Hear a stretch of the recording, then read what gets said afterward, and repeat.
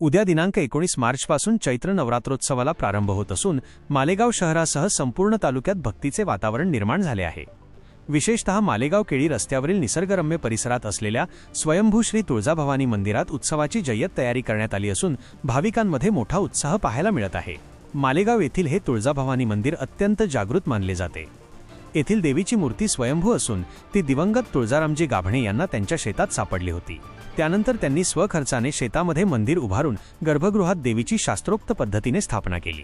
आज हे ठिकाण परिसरातील हजारो भाविकांचे श्रद्धास्थान बनले आहे। हे मंदिर पूर्वाभिमुख असून त्याच्या कळसाची उंची 31 फूट आहे। मंदिराच्या गर्भगृहाची रचना हुबेहूब श्रीक्षेत्र तुळजापूर येथील मुख्य मंदिरासारखी करण्यात आली आहे। गर्भगृहात देवीचे वाहन असलेल्या सिंहाची मूर्ती कोरलेली आहे।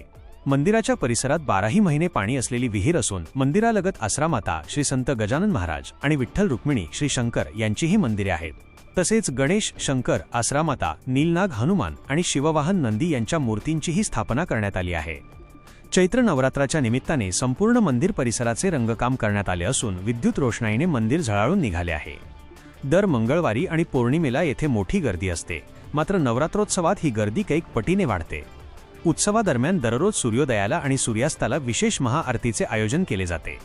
अष्टमीच्या दिवशी मंदिरात विशेष होमविधी पार पडणार असून रामनवमीला या उत्सवाची सांगता होईल। मालेगाव शहरालगत आणि लघु पाटबंधारे तलावाच्या शेजारी असलेल्या या मंदिर परिसरासह तालुक्यातील नागरतास येथील श्री जगदंबा देवी संस्थान व विविध मंदिरांमध्ये उद्यापासून घटस्थापना व नवरात्र उत्सवास प्रारंभ होत आहे। या उत्सवाची सांगता रामनवमीला होम हवानाने होणार असून सर्वत्र उत्साहाचे वातावरण आहे। वाशिम जिल्हा प्रतिनिधी जावेद धन्नुभवानीवाले।